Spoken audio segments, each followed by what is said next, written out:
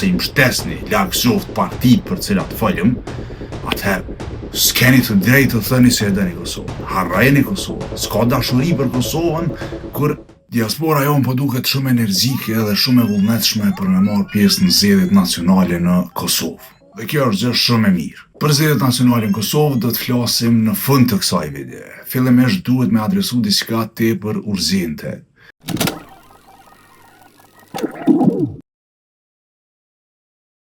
E djathta ekstreme, partitë së djathtës ekstreme po forcohen gjithandej Evropës. E këtu në pyetje vihet menjëherë fati i Kosovës, ekzistenca e Kosovës. Ajo çka shqetëson tepër shumë, çka brengos tepër shumë, është se një pjesë e konsiderueshme e diasporës po i voton këto parti, po i mbështet këto parti. Një pjesë tjetër e konsiderueshme thjesht po këshyr seri, thjesht nuk po angazhohet fare. Ta zëm, në Gjermani, AFD-ja, partia që po dele para në sondazhet e fundit, ka kërku zyrtarisht në vitin 2023 mu tërheq njohja për Kosovën. Pra, Gjermania me tërheq njohjen e Kosovës. Kësaj partie po i rritet mbështetja edhe te emigrantët. Ka goxha shenja se kjo mbështetje po i rritet edhe mes shqiptarëve. Unë nuk e di se çka po mendojnë këta shqiptarë kur e mbështesin një parti kaq të egër në raport me Kosovën, që e lejon narrativën serbe e ruse me u fut brenda. Diaspora jonë e madhe në Gjermani është gojkyqur, ndërkohë që në forume në internet ne gjejmë shqiptarë që bëjnë propagandë për këtë parti. Qysh është kjo e mundur? Për me kuptu edhe më mirë apatin e diasporës tonë, apatin politike të diasporës tonë, mjafton me përmend edhe shembullin e SPV-s, partisë së dori më e madhja në Zvicër. Kishte plot shqiptarë që hapta se mbështetën këtë parti, ndërkohë harruan krejtësisht që kjo parti ka përdor racizëm direkt ndaj shqiptarëve. Në vitin 1998 e publikuan një poster ku shkruanin shqiptarët e Kosovës jo me të madhe. Më pas patën plot deklarata e plot qëndrime që ishin të tmerrshme. Edhe kjo parti shërbehet me narrativën serbe për shtetin e Kosovës. Qysh është e mundur se shqiptarët në diasporë mbështesin këto parti ose thjesht rrin duar kryq para tyre? Unë nuk e di. Simpatia e diasporës tonë për këto partitë ekstremit të djathtë po rritet fatkeqësisht edhe në shtete tjera të Evropës, në Francë, Hollandë, Austri, Britani të Madhe. Dhe kjo është shumë shqetësuese dhe duhet me u adresu. Qysh është e mundur që shkaku i paragjykimeve tuaja raciste ndaj somalezëve, ndaj emigrantëve pakistanez, sirian, turq, ju dilni kundër shtetit tuaj, dilni kundër Kosovës. Qysh është e mundur që s'ju vjen marrë kur të veni në Kosovë që i keni votua do partia atje? Qysh është e mundur që nuk i dilni kundër, nuk jepni donacione për partitë rivale të tyre? Qysh është e mundur që ju rrini spektator në shtetet ku jetoni përballë kësaj fryme të rrezikshme, e cila rrezikon edhe me e zhduk shtetin e Kosovës?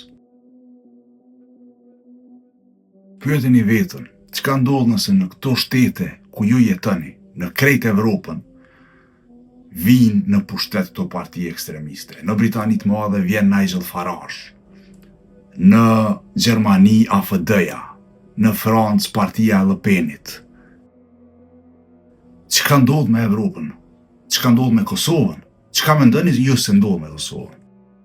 Mjafton të shikoni programet e këtyre partive dhe ta shihni qysh degdiset retorika e tyre anti-emigracion në retorik kundër shqiptarëve. Britani të Madhe ka pas paragjykim të tmerrshëm, i cili ka qenë edhe viral, ndaj shqiptarëve të Shqipërisë.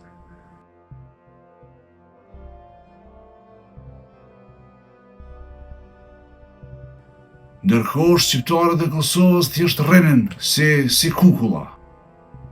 Ishin veç komentator britanik që i mbronin shqiptarët e Shqipërisë. Paramendojnë edhe kur targeti kryesor bëhej shqiptari, shqiptarët tjerë nuk flisnin fare. Qysh është e mundur kjo apati e juaj ndaj njëri tjetrit në vendet ku ju jetoni? derisa kjo luftë e madhe politike nëpër Evropë po zhvillohet, ka zgjedhje komunale, ka zgjedhje nacionale edhe nëpër vendet ku ju jetoni. Dhe kjo luftë po acarohet gjithnjë e më shumë. Fatkeqësisht ekstremi i djathtë është në përparim, është marsh. Ju duhet i dilni kundër. Diaspora jonë nuk është pak, janë qindra mira vetë, të cilët mund të kenë një rol goxha të rëndësishëm në këto zgjedhje kudo që ato mbahen. Dhe edhe para zgjedhjeve, në kohën e fushatave, para fushatave, të angazhohen dhe t'i mbështesin partitë e qendrës, partitë e majta. Pra kjo është lufta aktuale politike në Evropë. Apo shkon Evropa drejt shkatrimit si çdo ekstremi i djathtë, çka do të qënte në një fat të tmerrshëm edhe për Kosovën, pra drejt prishjes së krejt boshtit ideologjik që e ka ndërtu projektin e shtetit Kosovës, apo po rrim këtu ku jemi dhe po e ndresim të ardhmen tonë edhe me Kosovën brenda. Zgjedhjet në Kosovë janë të rëndësishme për Kosovën, por zgjedhjet në Evropë, se kush vjen pushtet në për vendet evropiane është edhe më e rëndësishme për Kosovën se sa këto zgjedhje këtu. Dhe nëse ju thjesht i bojkotoni ato, ose i mbështesni lagshoft partitë për cilat folëm, atëherë s'keni të drejtë të thëni se e dëni Kosovën. Harrojeni Kosovën. S'ka dashuri për Kosovën kur i mbështesni partitë e ekstremit djathtë. Partitë që aleatin, kumbarën e tyre, qoftë direkt, qoftë indirekt, e ka në Kremlin.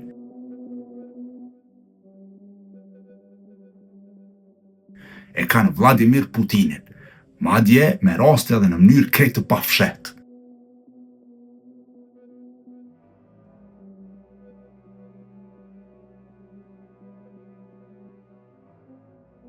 Okej, për fund le të flasim edhe për zgjedhjet në Kosovë. Kë duhet ta bëj tani? Unë personalisht jam i shkënjur me secilën parti politike në Kosovë, me krejt, me partinë në pushtet, me partitë në opozitë, nuk e besoj se mund të dalim për te logikës tribale. E kjo logikë tribale, ky tribalizëm, po i gryen vlerat shoqërore. Po e gryen çdo shtyllë mbi cilën mbështetet shteti i Kosovës. Nuk do t'ju tregoj se këta votani për Kosovë. Ju e dini më mirë për Kosovë. Po për Evropë, me që ju s'po e dini, po ju tregoj unë.